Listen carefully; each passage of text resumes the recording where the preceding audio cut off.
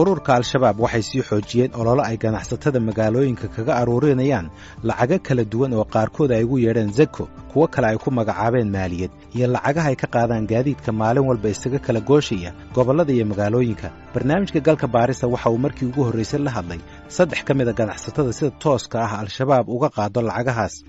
dhammaantood ganacsatadaasi waxay codsadeen inaan magacyadooda la sheegin sababo dhinaca amniga iyagoo u baqaya naftooda hase yeeshee waxay galka baarista u oggolaadeen inuu baahiyo macluumaadka ay la wadaageen lacagahan ayaa al-shabaab ay ka qaadaan ganacsatada ku sugan dhulka ay ka taliyaan iyo weliba kuwa ku sugan goobaha ay ka taliso dowladda Soomaaliya waxaa kaloo al-shabaab ay lacagahaasi ka aruuriyaan baabuurta dhex maraysa deegaanada ay ka taliyaan iyo kuwa aysan ka talinba dhammaan ganacsatada uu barnaamijkan la hadlay waxay ku sugan yihiin koonfurta iyo bartamaha Soomaaliya mid ka mid a ganacsatadaasi oo aan magaciisa ku soo koobay Shabeelow oo aan hayn magaciisa dhabta ah waxa uu shidaalkaasi ka keenaa magaalada Muqdisho waxa uu geeyaa gobolada waxa uu ii sheegay inaanu jirin baabuur laga soo raro magaalada Muqdisho oo aysan al-shabaab ka qaadin lacag shixnad kasta ha sidee Shabeelow waxa uu ii sheegay in foosto kasta oo shidaal ah ay al-shabaab ka qaadaan $2 iyo badh waxaana uu intaas ku daray in lacagtaasi aysan ku qaadin bar control balse qaybtooda looga gooyo marka baabuurka laga soo rarayo suuqa bakaaraha ee magaalada Muqdisho lacagtaasi oo lagu shubo account ay al-shabaab samaysteen ama loogu dhiibo qof ay wakiisheen ama qaab kaleba loogu diro ganacsada Shabeelow waxa uu ii sheegay in ururka al-shabaab intii isku meherad ahba ay qof u xil saareen isla markaana ay ganacsatada qayb u wacaan lacagahana ka aruursadaan haddii ay yihiin beeralayda cagafleyda gaadiidleyda shidaaleyda iyo weliba gadisleyda kale ganacsato badan ururka al-shabaab waxay ugu yeedhaan kulamo ka dhaca gobolada Shabeellada Hoose Shabeellada Dhexe Hiiraan iyo Baay meelaha ugu caansan ee kulamadaasi ay ka dhacaanna waxaa ka mid ah Gamboole Bariire Awdheegle Torotoro Buurweyn Fiidow Buurane iyo meelo kale Generaal Cabdiraxmaan Maxamed Tuuryare waxa uu hore u soo ahaan jiray taliyaha nabad sugidda Soomaaliya waxaan weydiiyey xeeladaha ay adeegsadaan ururka al-shabaab markii ay aruurinayaan lacagahan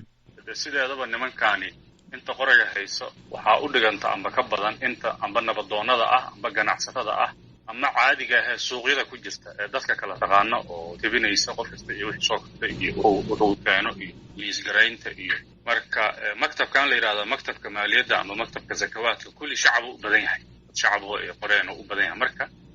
xeelada koowaad ay adeegsanayaan waa qofkii bay yaqaanaan marka waa u imaanayaan waxay leeyihiin waan ognahay intaas ayaa dukaankaaga intaas oo dukaan iyo intaas oo hawlo baad leedahay marka canshuurtaas laga rabaa canshuurtaas ku soo waajibtay inaad iska bixiso qaabkaana ku bixi qof hadii uu ogaadana adiga ogeysiiyay waka halka bay marka hawshu ka bixaysaa waxa loo sii sheegaa marka in lagu handadaya haduusan intaas sameyn waxa ku dhici doona oo ilmihiisa iyo caruurtiisa iyo guriyihiisa iyo wixii marka qofkii shakhsiga ahayo oo marka suuqa jooga wuxuu kala dooranaa marka in oo wixii uu bixiyo in asiga dib soo gaaro xilligan sidii hore way ka badan tahay oo culays badan bay soo saareen ganacsatadii maxaa isbedelay maxay tahay sababtu waxaan isleeyahay ayagu markastoo ay waa ishormarinayaan hadda waxaan maqlayaa lacagii xataa inay ku badsheen ay shirkadaha ka qaadi jireen haday ahaa lahayd bangiyada haday ahaa lahayd shirkadaha caadiga ee soo degsada badeecada haday ahaa lahayd shirkadaha isgaarsiinta lacagii baada ay qaadi jireen inay badiyeen ay 3 u jibaareen ayaan maqlayaa marka taa inay ziyaado waa keenaysaa waxa kaloo keenaysaa meeshii dhaqaale ay ka abuurayaan marka mana u naxayaan dadka marka shalay waxa laga yaabaa system ahaan markii qaabkay u dhisnaayeen inay maanta qaabka horumarsan u dhisan yihiin oo ay ballaariyeen ay magaalooyin badan hadda ay ka qaadaan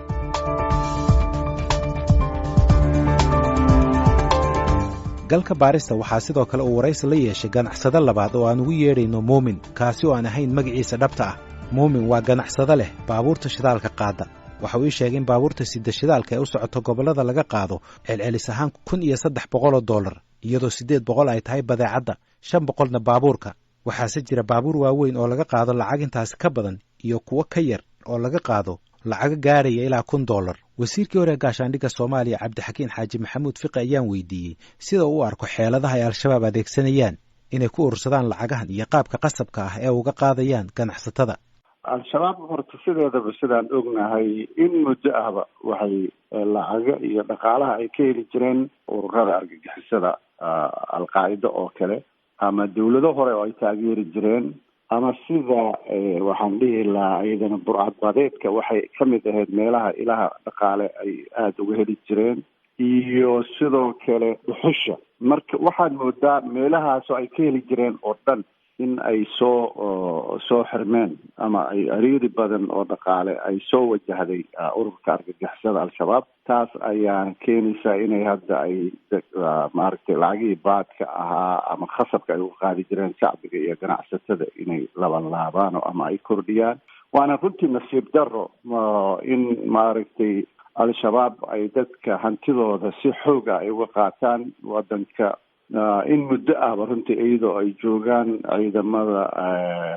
ciidamo Soomaaliyeed iyo maaragtay ciidamo AMISOM ah. ka waran hadday ka qaadaan deegaano aysan maamulin, muqdisho kale 3 kilomitir 2 kilomitir meel u jirta madaxtooyadii, ganacsatadii suuqa bakaaraha inta telefoon loo soo diro ama meel loogu yeedho zakadii bixi ama zakaatul maal bixi ama lacag kale oo maaragtay wixii doonaan ay ka qaadaan.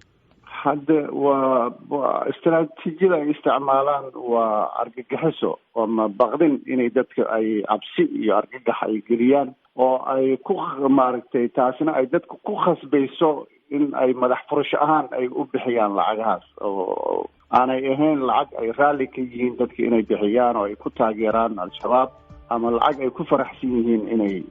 ku deeqaan, laakiin ay tahay lacag madax furasho ah oo naftooda iyo maalkooda ay ku badbaadinayaan.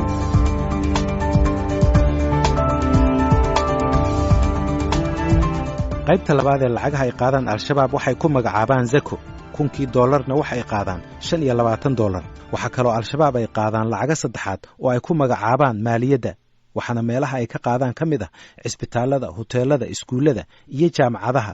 oo ay ka qaadaan lacago kala duwan. waxaa sidoo kale lacagahan oo aan lahayn cadad sar go'an ay ka qaadaan ganacsatada.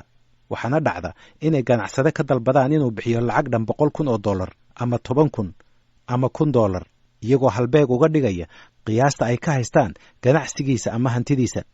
waxay leeyihiin nin hantiilo ah oo ganacsade ah ayaa tahay, shaqo ayaa lagu jiraa ee shaqada wax ku kaalmee, ayuu ii sheegay ganacsade saddexaad oo aan magaciisa ku soo koobay Maxamed. waxaana uu intaasi ku daray inaanu jirin qof ganacsade ah oo ka badbaada lacagahaasi ay aruurinayaan ururka al-shabaab. lacagahan ayaa dowladda Soomaaliya iyo ganacsataduba ay ku tilmaameen inay yihiin kuwo baad ah.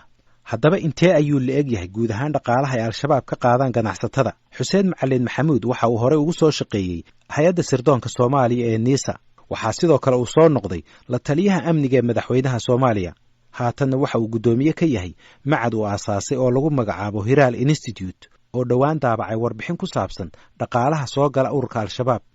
sanad walba sanad ka dambaysa way soo kordhaysay. 3 sano oo la soo dhaafay waxbay soo kordhinayeen maadaama ay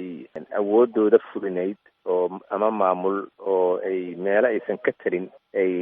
yacni dad uga qaadi karaan canshuuro ama zakooyin iyo magacyada ay u bixiyaan oo dhan yeer way soo kordhaysay. annaga reportkeenii hadda soo baxay dhowr bilood ka hor waxa uu xoogga saaray sanadkii 2017 wuxuu ahaa sanadka ugu fiican oo soo maray sanadihii lasoo dhaafay oo waxaan estimate garaynay inta maaragtay annagu aan reportkeenu uu gaari karay ilaa inay soo saareen 27 milyan sanadkaas. ganacsada Shabeelo waxa uu ii sheegay inay jiraan qaar ka mid ah ganacsatada oo macaamil la leh ururka al-shabaab kuwaasi oo ku sugan Muqdisho iyo gobolada. ganacsade Maxamed waxa uu isna ii sheegay inay jiraan lacaga al-shabaab ay ka qaadaan beeralayda, dalaga iyo xataa cagaf-cagafyada qodaya beeraha. cagafleyda oo kale nin cagafla ah ayay la macaamilaan, lacag ayay ka qaadaan kadibna waxay u gooyaan boono. cagaf aan haysanin boono ay gooyeen ururka al-shabaab magaalada shishadeeda beer kama qodi karto, ayuu igu yidhi ganacsade Maxamed. ganacsadahaasi waxaa kaloo uu ii sheegay in dadka iska leh baabuurta qaada xamuulka sida shidaalka ay u sheegeen ganacsatada inaysan qaadaynin shidaalkooda haddii aysan la macaamilin ururka al-shabaab, islamarkaana aysan siinin jeexooda sida uu hadalka u dhigay. waxa uu ii sheegay tusaale ahaan in qofka ganacsadaha ah ee ku sugan gobolada ay foostadii shidaalka ah ugu tegto $10, balse marka ay ka soo baxayso suuqa bakaaraha laga qaado $12 iyo badh, iyadoo $2 iyo badhka dheeraadka ah la siinayo ururka al-shabaab. waxay sheegeen gaadiidleydu in haddii taasi la waayo ay ururka al-shabaab ugu goodiyeen inay gubayaan baabuurtooda, naftooduna ay halis gelayso. waxay sheegeen ganacsatadu in ururka al-shabaab ololahan dhaqaale ururinta ah ay sii xoojiyeen 9 bilood ee u dambeysay. lacagahan ayaa al-shabaab ay u adeegsadaan dhammaan howlgallada iyo dhaqdhaqaaqooda haddii ay tahay shidaalka gaadiidka mushaharaadka maleeshiyadooda daawooyinka cuntada iyo weliba iibsiga hubka sida ay sheegeen khubarada u dhuundaloosha hannaanka ay isku maalgeliyaan ururka al-shabaab ganacsatadu waxay kaloo barnaamijka galka baarista u sheegeen inay jiraan ganacsato ay xireen ururka al-shabaab kadib markii ay ku adkaysteen inaysan haysanin cadadka lacagta la duldhiga ee laga doonayo taasi oo ku timaada marka ururka al-shabaab ay ku adkaystaan in ganacsada leeyahay malaayiin dollar ganacsi u dhigma iyadoo laga yaabo in ganacsadahaasi aanu haysanin hantidaasi islamarkaana uusan awoodin lacagta la duldhigay qaar ka mida ganacsatada waxaa lagu xiro silsilad waxaana looga hoos tegay geed muddo saacado ah qaarkood iyagoo xiran ayaa la socodsiiyaa saacado habeen iyo maalinba leh maadaama dadka ay u xiran yihiin ay wareegayaan taasoo la xiriirta howlgalladooda ama aag beddelasho ay samaynayaan diyaaradaha droniska ah ee duulaya hawada darteed gaashaanle sare cabdulaahi cali macow waxa uu leeyahay ururka al-shabaab waxay u dhaqmayaan sidii shabakadaha maafiyada ama qowlaysatada ka macaashta awoodda ay leeyihiin ama heerka cabsigelinta ee ay ku hayaan dadka iyo shirkadaha soomaaliya waxa ay maraysaa xilligii maaragtay gangsterka ay abuurmeen oo dagaalkii labaad oo adduunka maaragtay cosa nostra iyo brigata rossi waxaasoo dhan ay abuurmeen marka heerkaas ayay maraysaa nimanka ganacsatada iyagaa bareen oo u ogolaaday maaragtay inay lacag ay siiyaan si ay naftoodii ku badbaadiyaan laakiinse khataraha ay leedahay waxa waaye lacag aad u fara badan ayay shabaab waxa ay ka qaataan ganacsatada ay ka qaataan weliba ganacsatada marnaba lama wadaagaysa hay-adaha amniga dadka baada ka qaadayo markii looga yeero muxuu ahay meelaha ay shabaabka ay joogaan torotoro iyo maaragtay iyo jirib loogu yeero way tagayaan sakawaadkii iyo canshuurta keenaa laleeyahay way diibayaan ciddii ka qaaday iyo ciddii weydiisay intaba muxuu ahay lama wadaagaan hay-adaha amniga waxaa kaloo ururka al-shabaab ay adeegsadaan in qofka lacagaha ay ka qaadaan beel ahaan ay usoo aqoonsadaan kadibna ay usoo diraan dad ay isku hayb yihiin oo u sheega inay si degdega ula macaamilaan xarakada qaarkood waxaa laga soo wacaa telefoonno aysan aqoonin kuwaasi oo ku wargelinaya waxay al-shabaab ka doonayso islamarkaana siiya xilli kama dambays ah iyo meesha uu lacagtaasi ku bixin lahaa mid ka mid a ganacsatada ay lacagaha ka qaadeen ururka al-shabaab ayaa la kulmay hay-adaha dowladda wax yar kadib markii uu ka soo laabtay deegaanada ay ka taliyaan ururka al-shabaab waxaana uu sharaxay duruufta uu ku jiro rasmi ahaan dowladdu waxay sheegtay inaysan oggolaanayn al-shabaab inay tallaabooyinkaasi fuliso ganacsatadana waxaa loogu baaqay inay dowladda la shaqeeyaan jenaraal cabdiraxmaan tuuryare ayaan weydiiyey in xilligii uu ahaa taliyaha nabad sugidda ay la soo xiriireen ganacsato ka cabanaya dhibaatadan waa jiraa dadku dee waa kala duwan yihiin dadka qaar baa ayaa fahmaya in lacagta uu bixinayo ay tahay lacagtii lagu xasuuqaayay shacabka laga yaabee ilmihiisa asiga lacagtii lagu xasuuqaayay oo qaraxyadan laga soo gelaayay dadka qaaraa sidaa u fahansan qaar wadaniyad u fahansan iyo qaar diin ahaan u fahansanoo dee waxaana dhiibayso hadhowsow dad lagu layn maayo waana ogtahay dad lagu laynayo nimanka dadka laynaya kaa qaadaya marka dad ay damiir diineed keenay iyo mid uu damiir wadaniyeed keenay iyo mid damiir garasho keenaba waa jireen waa noo yimideen dabcan dee waxaan siinaynay talooyinna waan siinaynay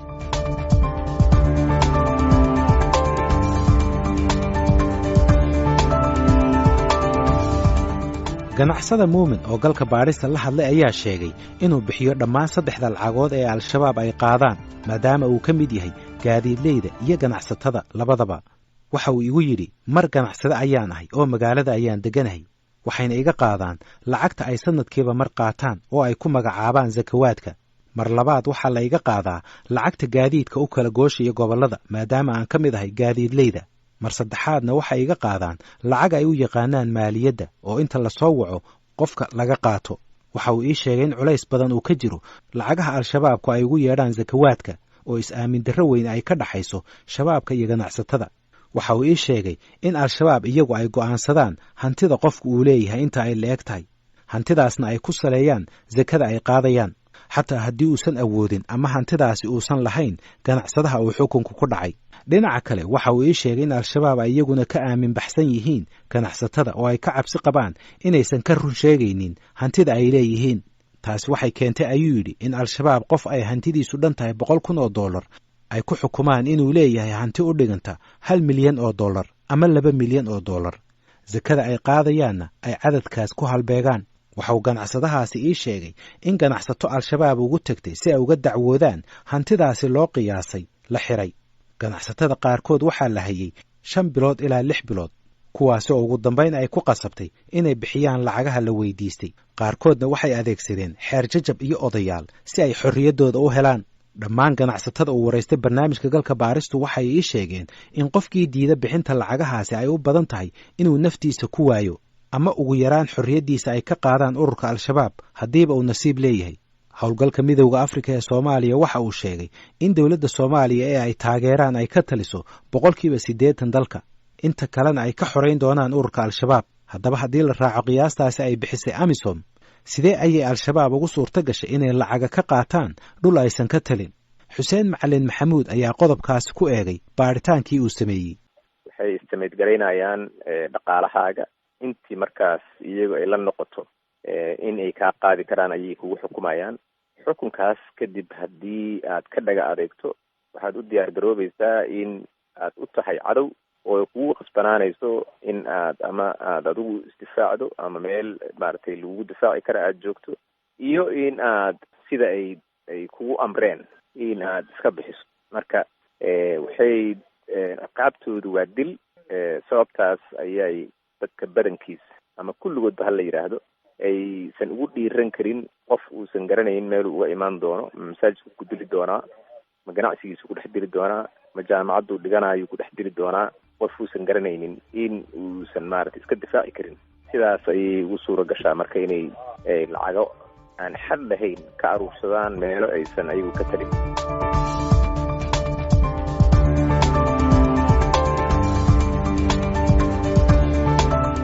ganacsatada waxay kaloo ii sheegeen in dilal iyo weeraro dhacay sanadkii hore iyo sanadkanba loo geystay xubno ka tirsan ganacsatada oo diiday inay bixiyaan lacagahaasi. haddaba xalku muxuu yahay?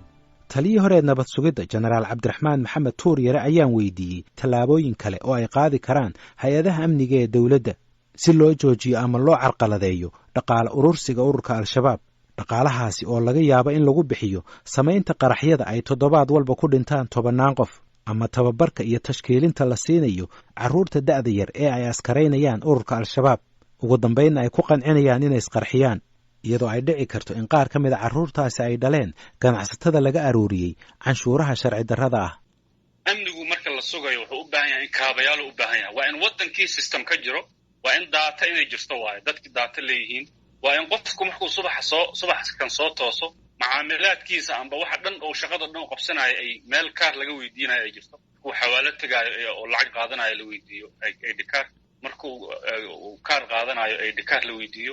aqoonsi la weydiiyo, markuu bas raacayo la weydiiyo. maxaan ku oraa mararka qaar adduunka kala daatay leeyihiin, daatadaasaa la gelinaa, qofka falkan sameeya waa la ogaanaa. marka sidaasaa loo dabageli karaa qofka. marka problemkaa guud baa jira. waxaa kale oo la soo jeediyey diiwaangelin loo sameeyo lambarrada telefoonnada iyo aqoonsiga dadka ay ku qoran yihiin. tallaabadaasi ha inoo sharaxo jenaraal cabdiraxmaan maxamed tuuryare. mushkiladda kaloo jirta waxaa waaye nidaam kaste markuu yimaado howlaha u yaallaa ka badan markii uu fadhiyo adigu dhowr sanad iyo wax lamida amba 2 sano ayadoo ay ka dhiman tahay. daaramkiisiiba uu ciladii ogaanaa. ciladii markii la ogaadana intii xal loo helaayo oo xal loo helo cilada hal maalin xal looguma heli kare baa waqtiga ka dhamaanaya. sidaabuu ku baxaya. waxaan ogahay xilligii sheekh shariif waa la isku dayay, xilligii uu madaxweyne xasan sheekh yimid ayadana hawshaas waa la isku dayay. waxaa la socotaa gudoomiyihii gobolka waagaa tarsan inuu bilaabo national aid oo baarlamaankii waagaa jooga baa joojiyey. cabasho badan markii malaha ka soo gaaray maxaa looma diyaarsanayn.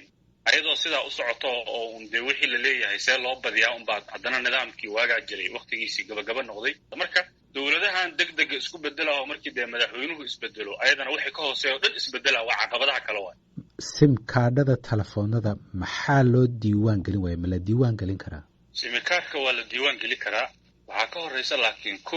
inkastoo caqabado ay jiraan oo sidaa aan kuu sheegay, waxaan maadaama marka horeba aan system lagu samayn oo meel aan nidaam ka jirin ay yimideen, teknolojiyada telefoonada yimideen ayaguna un baahidii marka ay dabooleen, haddana waa la sixi karaa. waa in sharci laga soo saaro. horta sharci gaara laga soo saaro amba laga soo saaro go-aan dowladeed laga soo saaro. dowladda markaa jirtana saan kuu sheego hawshu waa hawl sanado u baahan. markii hawshii bilowda waxaa laga yaabaa intay fahmaysana waqti bay ku qaadaneen, markay fahantana waqti ma haysato. marka shaloon tabar haayana tala ma hayn, maantoon tala haayana tabar ma haayaan. mar kaste wax ku halaabayaan. qaar ka mid ah saraakiisha amnigu waxay aaminsan yihiin in ganacsatadu ay iska dhaga tiraan hanjabaadda ururka al-shabaab ayna wada shaqayn la sameeyaan dowladda Soomaaliya marka ay soo wacaan shabakadaha ama shakhsiyaadka ka doonaya lacagaha baadda ah. ciidamada dowladda Soomaaliya iyo kuwa AMISOM ayaa al-shabaab ka saaray magaalada Muqdisho sanadkii 2011. sanadihii ku xigayna waxaa al-shabaab laga qabsaday magaalooyin badan oo ay ku jiraan kuwa muhiim u ahaa maaliyadooda iyo dakhliga soo gala sida Kismaayo iyo Baraawe. al-shabaab waxay ku sugan yihiin meelo ka mid ah dhulka baadiyaha ah iyo magaalooyin kooban oo aan lahayn dhaqaale badan. mas-uuliyiinta dowladda Soomaaliya ee xilliganna waxay sheegeen inay dhisayaan ciidamo mas-uuliyadda amniga kala wareega kuwa AMISOM isla markaana awoodda dowladda ku fidiya gobollada dalka oo dhan. su-aashuse waxay tahay goorma ayaa dowladda Soomaaliya oo taageero ka helaysa ciidamada AMISOM ay ku guulaysan doontaa inay joojiso ama ugu yaraan carqaladayso lacagaha baadda ah ee laga qaadaya ganacsatada iyo awoodda iyo amarada ururka al-shabaab ee sida tooska ah uga hirgala magaalooyin aysan gacanta ku hayn. fadlan haddii aad ku cusub tahay channelkan ha iloobin inaad subscribe aad tiraahdo. haddiise aad tahay macmiil soo noqday ha iloobin in aad gambaleelka aad furato si aad ula socoto waxyaabaha aanu soo gelinno channelkan. haddii aad u aragto in muuqaalada noocan oo kale ah aad wax ka faa'iideyso like saar si aan u aragno cadadda tirada danaynaysa mahadsanid.